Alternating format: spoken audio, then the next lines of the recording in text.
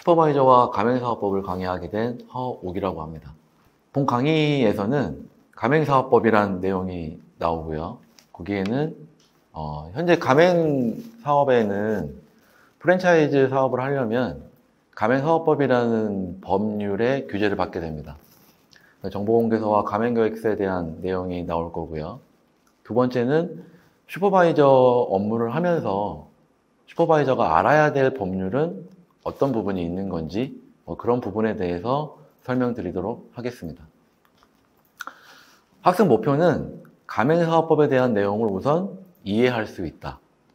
그리고 슈퍼바이저 업무를 보면서 슈퍼바이저 업무에 필요한 법률을 이해하고 업무에 활용하는 학습 목표를 가져갈 수 있도록 하겠습니다. 우선 가맹사업법이란 뭘까요? 가맹사업법이라고 우리가 흔히 부르는 가맹사업법이란 가맹사업 거래의 공정화에 관한 법률의 정식 명칭을 가지고 있습니다. 한국에서 가맹사업을 하려면 우선은 가맹사업법이라는 내용에 대해서 정확히 알고 진행을 해야 됩니다. 이 법은 가맹사업의 투명성, 공정성, 그리고 가맹사업자와 가맹본사 간의 권리와 의무를 규정한 내용입니다. 가맹사업법 내에는 여러 가지 내용들이 많이 포함되어 있습니다.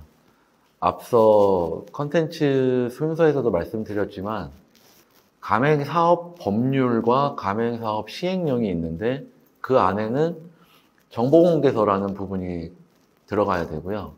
정보공개서가 들어가고 나면 같이 가맹계약서에 대한 내용도 들어가야 됩니다. 프랜차이즈를 통상 생각을 하실 때 가맹본사에서 만들어 놓은 브랜드에 대해서 그 브랜드를 보시고 가맹점 사업을 하는 거기 때문에 통상적인 부분으로 보면 계약에 의해서 진행하게 되어 있습니다.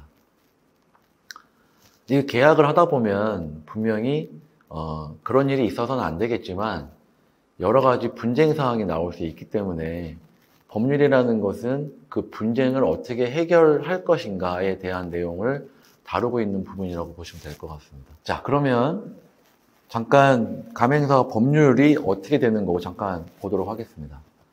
우선 가맹사업 거래의 공정화에 관한 법률이라는 가맹사업법이라는 내용이 있고요. 가맹사업법 시행령이 있습니다. 우선 가맹사업법을 하게 되면 서두에 말씀드렸지만 정보공개서를 작성을 해서 공정거래위원회에 등록을 하셔야 되고요. 가맹계약서도 등록을 해야 됩니다. 우선은 아무것도 없는 상태에서 등록을 해라 라고 하는 법률이 약간 애매하기 때문에 공정거래위원회에서는 각 업종마다 외식업이든 유통업이든 여러 가맹사업을 하게 된다면 표준으로 이 부분을 진행하면 좋겠다라는 기본적인 양식이 있습니다. 공정거래위원회 사이트에 들어가시게 되면 지금 저는 외식업을 기준으로 말씀을 드리고 있는데 외식업 관련해서 정보공개서, 표준 정보공개서 양식이 있고요. 표준 정보공개서에 대한 가맹계약서 양식이 따로 있습니다.